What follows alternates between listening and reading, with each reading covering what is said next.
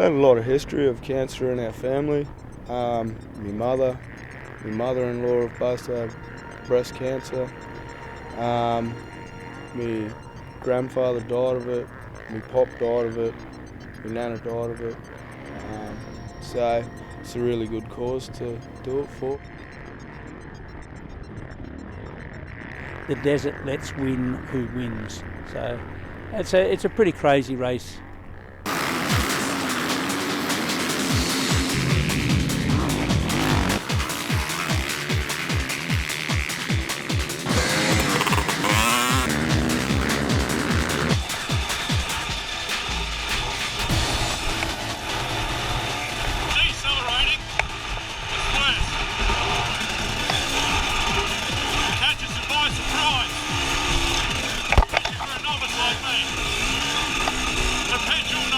And then the idea came from a work colleague of mine to put together a team for the Finke for the purpose of raising money for the Cancer Council.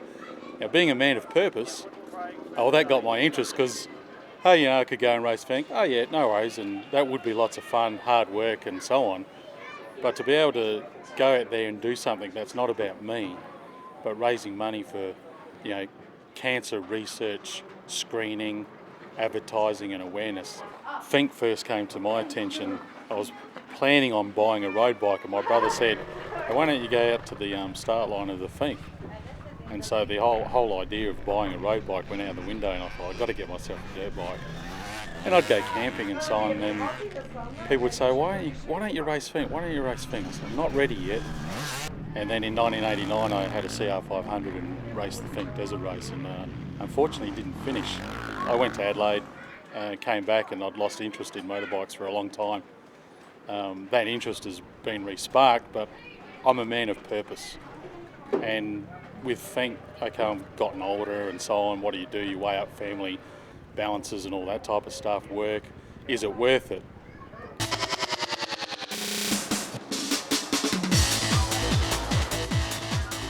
I'm pretty happy with my fitness.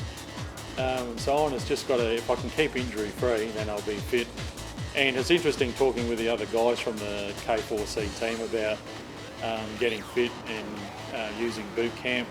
It's not just to get fit to be faster and to last the distance, but there is a safety aspect as well. The less fatigued you are, and especially in your arms and so on, where you're holding onto the bike, that's your point of contact with your bike for control. If you've got good fitness, you have a better safety aspect in that ride as well. So, if you are looking at doing something like the Finke or Hattar or anything like that, just don't think because you can do a few laps around a local motocross track that you can, cut it down the desert or anything, because you do need fitness.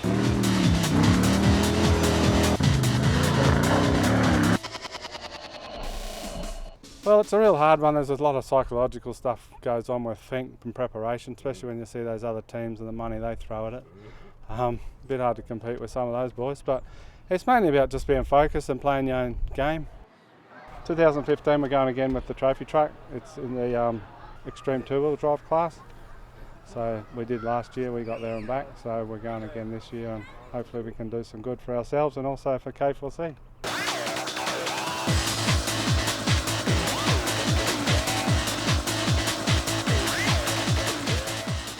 From the day I got here, the Finke Desert Race just fascinated me. And to know the history of it, to see what it started as and what it is now and how many people are involved, how many machines and some of the machines you see scrutineering and during the race, like you're not going to see that anywhere else in the world.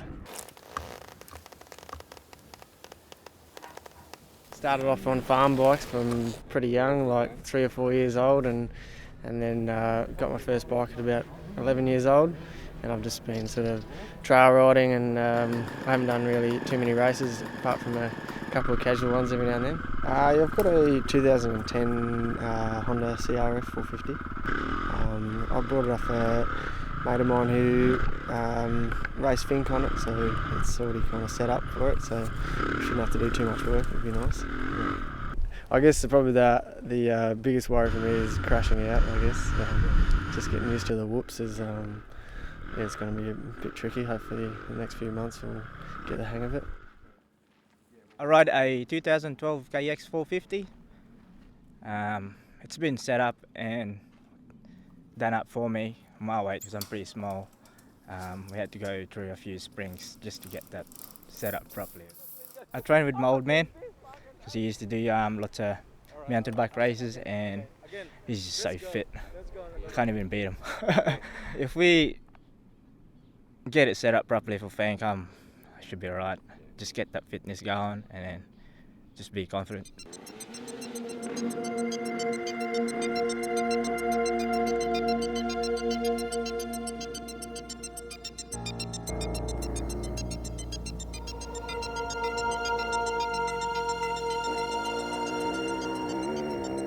I still got my old 450 there. Yeah. And I was gonna just hang on to it, like I don't need to sell it, so. Did Steve set the suspension up? Greenie? Yeah. I got a KX 450, 2015. Yeah, just picked it up. It's on my bucket list, so got to get out there and do it. I've been racing in town for 2 or 3 years now, so I wanted my new bike to do it. I wasn't going to do it on an old dinger, so I'm just working on bike setup and just getting my mind frame set for it. Yeah, it's a big mental thing. You know, you don't want to go out there and crash your brains out 10k out of town. A few of my mates, and they always ride right down the centre through all the snotty stuff. Take your chances on the end. Oh yeah. I don't think I've trained this hard for anything in my whole life, put it that way. Try and get Craig and Trent and everyone to come down. Yeah, that's what we want. Next as a team.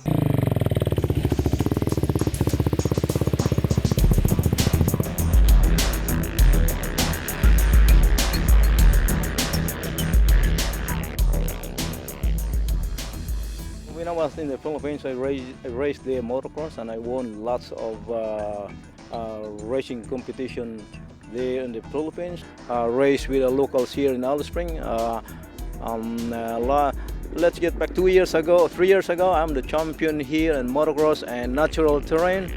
I did it well again, so yeah, later on there'll be a presentation of a trophy, then yeah, another trophy for this year, 2014. So I'm just very lucky. It's the result of training hard, ride hard, train hard, and then ride smart. At the moment, I'm using this bike with a stock fork here. I'm mucking around with the dumping and rebound of this fork. But yeah, why do I change it if I'm happy with the fork? I use this in Finke track, motocross, but it looks like it does like a genuine racing shock. So at the moment I just retain it, use it, muck around with these adjustments here. It depends on my weight, because wherever I'm comfortable, my dumping and rebound, and depends on my speed. Check the air cleaner, like this one now, I'm going to change it, and then yeah. So I've used that already for I think nearly three trainings. But normally I change every training. I'm going to change it. I got dozens of these. So yeah, that's the way I maintain my power.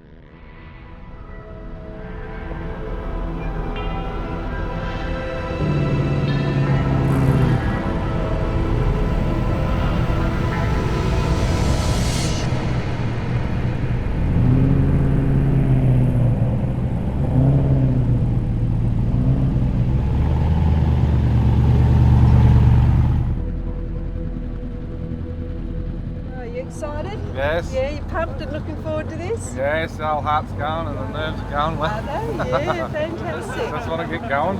Yeah, well, thank you so much for being involved with with the Kilometres for Cancer. You know, the Cancer Council really needs people like you involved. And can you give me a bit of a story about why you thought it'd be good to be involved? Just really wanted to be involved. I think it's a really worthy cause, and obviously, you know, my father-in-law passed away early with cancer, so I just wanted to get behind Dave and the crew, and I think it's just such a worthy cause, and the more we can raise, the better. Yeah, and when it is someone close to you, and like it's happened to me as well, it does make you realise what a common it's amazing. It is, It's amazing how many people are affected by it, and it's just, everyone knows somebody, you know. Yeah, and being your father-in-law? Yeah, father-in-law. Father-in-law, yeah, so it had an impact on your family? Yeah, for sure. Yeah. Long, hard slog for him, but I know he'd be proud today. So you have your tyres pretty hard? Yeah, too low. Alright, that's it. How long will it take you to do the first leg today?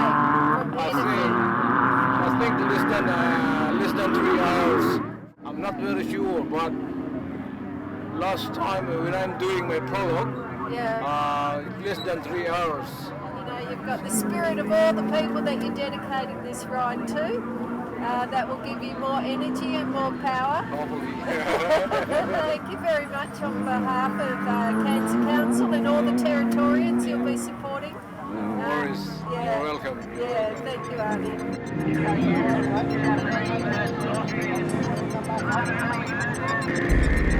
And the number 4 machine of Joshua Green, lifting the front wheel for about...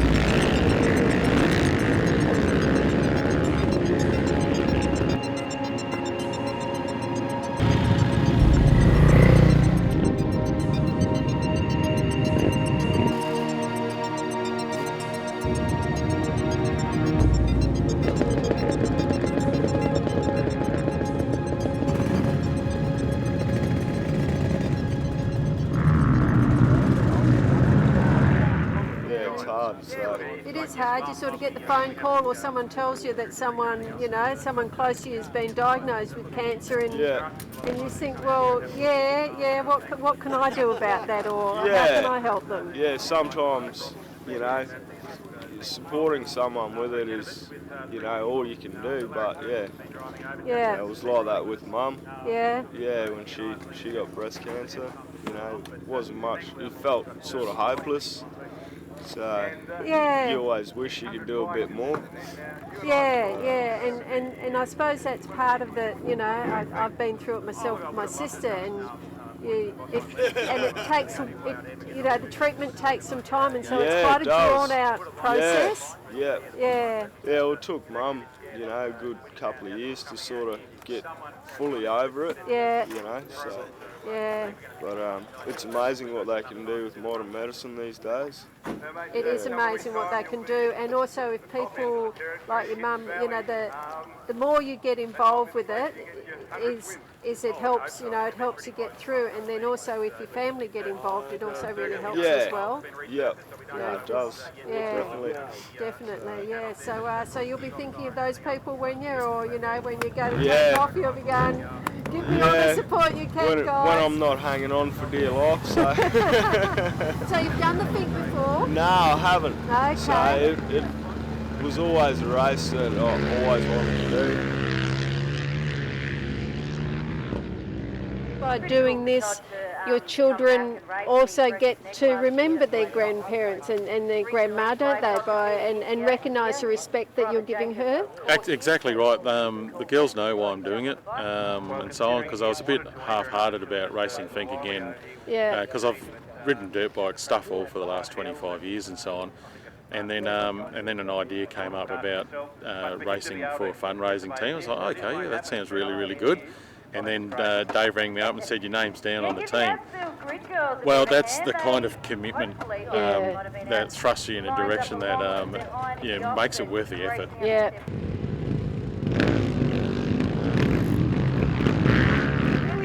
going for? Kilometres for Cancer. Yeah, so, it's been a great opportunity to be able to get on board with them and raise some money. And, losing one of my close mates, a couple of years back was good motivation to get on the bike and do it for him. So you'll be thinking of him when you're doing your ride? Yeah, definitely. Yeah, definitely. And so it'll be about 3 or 4 hours you ride? Yeah, it's hard to say. I haven't done the whole track in one go. I've done all of it in sections. So I don't really know my time will be. I'm hoping under 3 hours. Yeah. All the boys in Alice here would get signed up with Get Physical boot camp. I thought I better do the same, so I signed up for a boot camp up in Darwin. Yeah, so it's mainly been the physical fitness side of it, and then your experience, your natural experience with the motorbike's going to get you through. Yeah. So with the ride, who are you dedicating your ride to?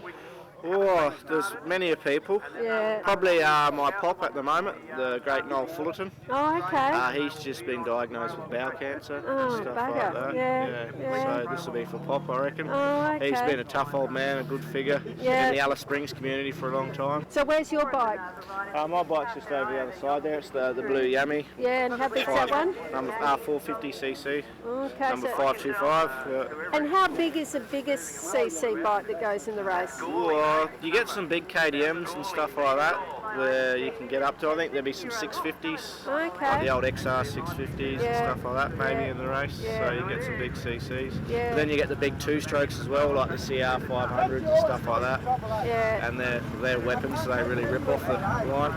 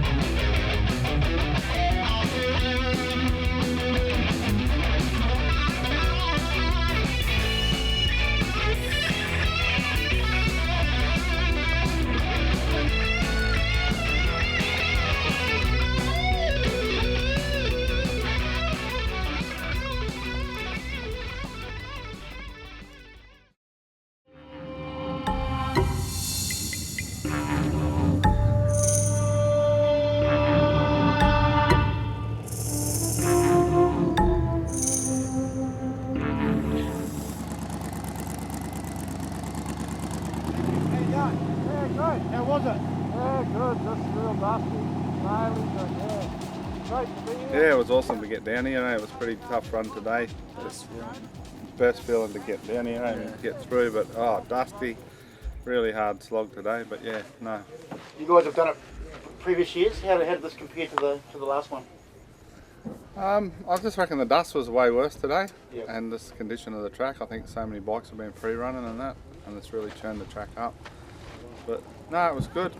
Good run. We were happy. Zach, what's it like doing it with your dad?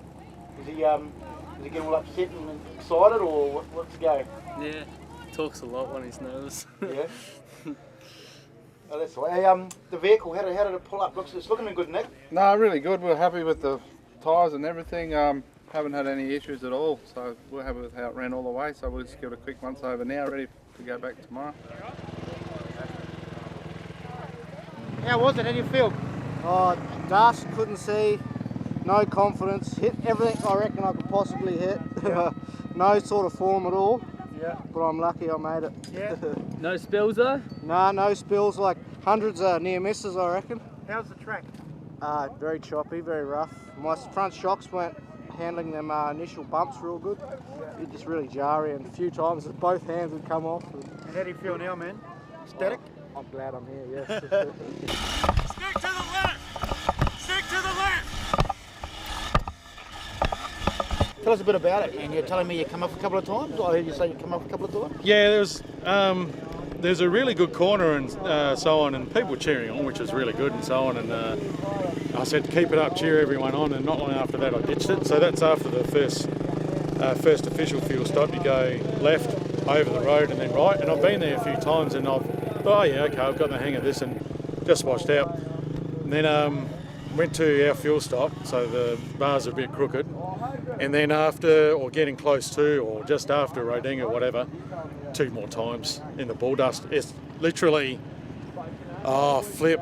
You're looking at that chair there. That's what you can see. Yeah, and so do I give it throttle to try and arc it out? And by then I'm too old and too clumsy anyway, so it just falls over. So you made it though? Just in the nick of time of the extended 4.5 hours or something, yeah, wasn't it? Yeah, just in the nick. I reckon it was probably maybe 10, 15 minutes. Nathan, well done, mate. Congratulations. Cheers. Halfway there. Tell us about it, man. How did you feel at the end of it? Absolutely wrecked. It was a lot harder than what I thought it was going to be. It was dust all the way. I thought I'd maybe the dust would clear up after maybe the first 100 k's, but it was just all the way constantly in people's dust, trying to overtake people. So it was pretty tough. You're telling me about the stuff in your eye? Yeah. So the first fuel stop, the goggle strap wasn't done up tight enough, and so a lot of dust got in there, and my left eye is just completely blurry. Yeah, so I was riding with one eye for the last, 80, 100 k's. So.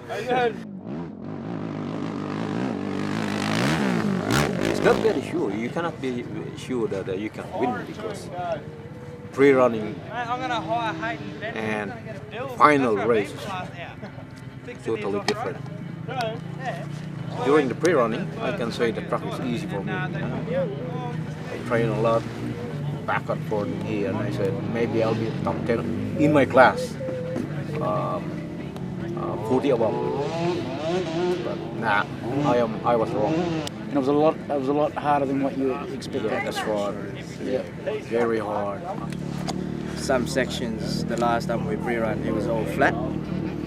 Now it's all like whooped out, and then there's you right in there. It's like, where's this whoops came from? Seeing a couple of thousand bikes lined up and knowing they were all going to be there, and seeing the dust clouds coming off the track. Prologue, I got rounded up by a quad in prologue, and there was a good 3 minutes of my prologue I couldn't even see. So just sort of second gear riding by feel, and that made me very nervous about the race, and wanted to start at the back of the pack to sort of get some clean air. And done that quite successfully this morning. Woke up absolutely petrified. Nervous would be an understatement. Throwing up and pad, I hear? Only from when I woke up to when I started the race. As soon as the clutch went out on the quad and I took off, I sort of calmed down, and the calm got progressive with every kilometre. Got to the 20k mark, and felt like I was in the zone. I was doing my thing.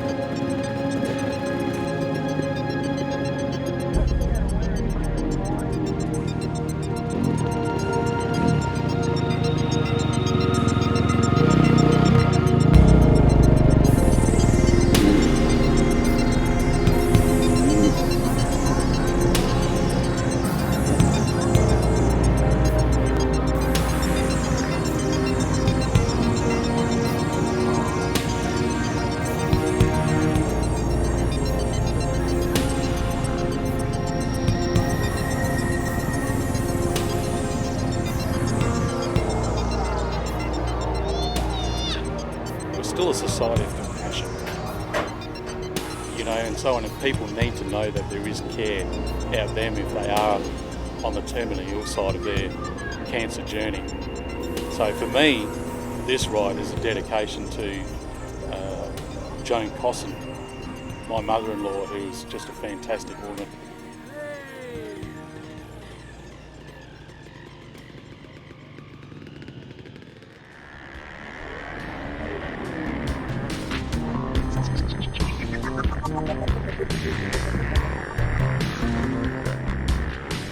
So next year, are you, because of what happened this year, does that make you more determined to have another crack next year?